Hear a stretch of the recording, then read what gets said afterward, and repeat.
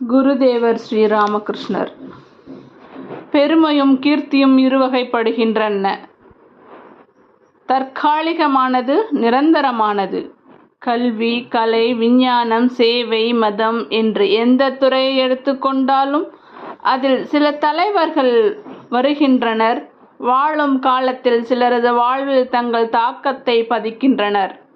சிலரால் போற்றப்படுகின்றனர், பின்னர் மறைந்து விடுகின்றனர். மறைந்த பின் அவர்களது கொள்கைகள் சில காலம் நினைவு கூறப்படுகின்றன.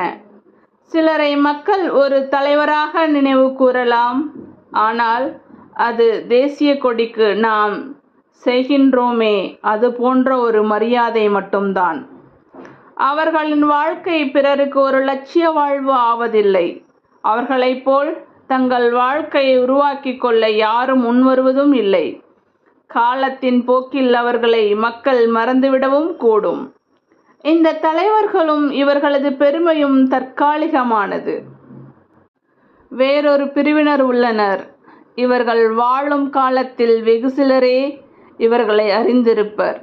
அவர்களின் வாழ்க்கை எந்த ஆடம்பரமோ தங்களை விளம்பரப்படுத்திக் கொள்வதற்கான முயற்சிகளுமோ இன்றி இருக்கும்.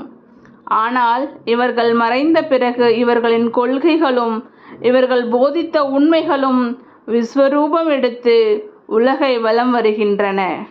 காலம் செல்ல செல்ல மேலும் மேலும் கனென்று கோடிக்கணக்கானோரின் வாழ்விற்கு லட்சிய வாழ்க்கையாக அமைகின்றன. இவர்களின் பெருமை நிரந்தரமானது. காலத்தால் அதை அழிக்க முடியாது. இத்தகைய மகா புருஷராக நம்மிடையே சமீப காலத்தில் தோன்றியவர் பகவான் ஸ்ரீராமகிருஷ்ணர். குருதேவரை பற்றி, அவரது பெருவாழ்வை பற்றி பல நூல்கள் வெளிவந்துவிட்டன. எத்தனையோ வந்து கொண்டிருக்கின்றன. ஆனால் இன்னும் அவர் யாராலும் அறியப்படாதவராகவே உள்ளார். ஆம் நண்பர்களே, அவரை உலகம் இனிமேல்தான் அறிய வேண்டியுள்ளது. காலம் காலமாக வந்த எத்தனையோ தீர்க்கதரிசிகளையும் அவர்களின் வாழ்வையும் வரலாறு நமக்கு காட்டுகிறது.